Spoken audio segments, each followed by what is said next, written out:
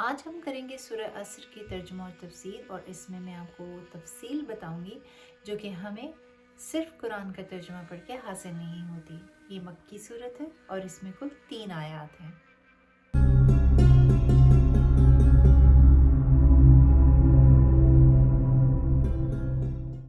اللہ تعالیٰ پہلی آیت میں ارشاد فرماتے ہیں عصر کی قسم۔ یہاں یا تو عصر کی نماز کی قسم کھائی جا رہی ہے کہ بیچ کی نماز ہے، بہت فضیلت کی حامل ہے، یا زمانہ رسول صلی اللہ علیہ وآلہ وسلم کی قسم کھائی جا رہی ہے۔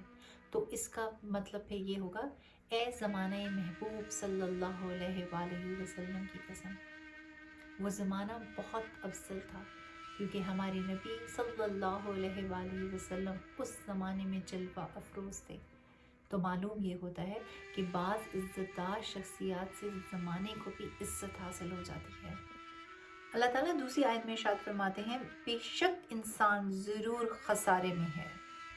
انبیاء کرام، صحابہ کرام، اولیاء کرام، مومنین، مومنات، کافر، مشرکین، منافقین، سب کے سب انسان ہیں اور یہ سب کے سب خسارے میں ہیں۔ مگر آگے اللہ تعالیٰ ارشاد فرماتے ہیں، اللہ تعالیٰ تیسری آیت میں ارشاد فرماتا ہے مگر وہ جو ایمان لائے اور انہوں نے نیک اعمال کیے اور انہوں نے آپس میں حق کی وصیت کی اور آپس میں صبر کی نصیحت کی۔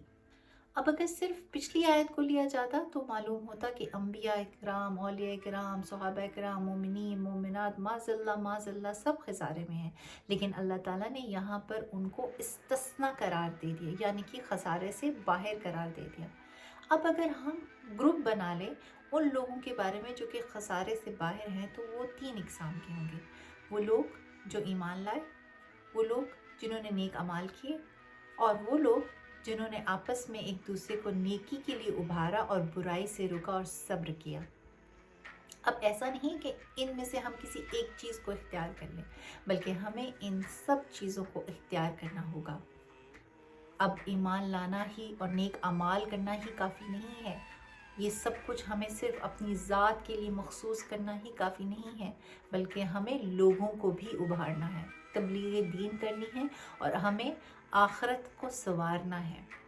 اب اگر کوئی شخص ایمان لے آتا ہے اور نیک اعمال نہیں کرتا تو اس کو بھی کچھ نہ کچھ خسارہ حاصل ہوگا۔ اب اگر کوئی شخص ایمان لے آتا ہے اور نیک عمل کرتا ہے لیکن اپنے سامنے برائی ہوتے ہوئے دیکھتا ہے اور برائی کو نہیں روکتا تو اسے بھی خسارے کا کچھ نہ کچھ حصہ حاصل ہوگا۔ لیکن یہاں پر اللہ تعالیٰ نے واضح کر دیا کہ جو لوگ ایمان نہیں لائے وہ خسارے میں ہی ہیں، وہ چاہے پھر جتنے مرضی نیک اعمال کریں، جتنے مرضی واعظ دیں، اچھے کاموں پہ لوگوں کو ابھاریں، ان کا کوئی عمل بھی اللہ کی بارگاہ میں قبول نہیں ہے، تو وہ مکمل خسارے میں ہیں۔ یہ تھی سورہ عصر کی ترجمہ اور تفسیر۔ اللہ تعالیٰ میرے اور آپ کے علم میں اضافہ فرمائے اور ہماری ہر غلطی، کوتاہی اور گناہ کو معاف فرما دے، آمین۔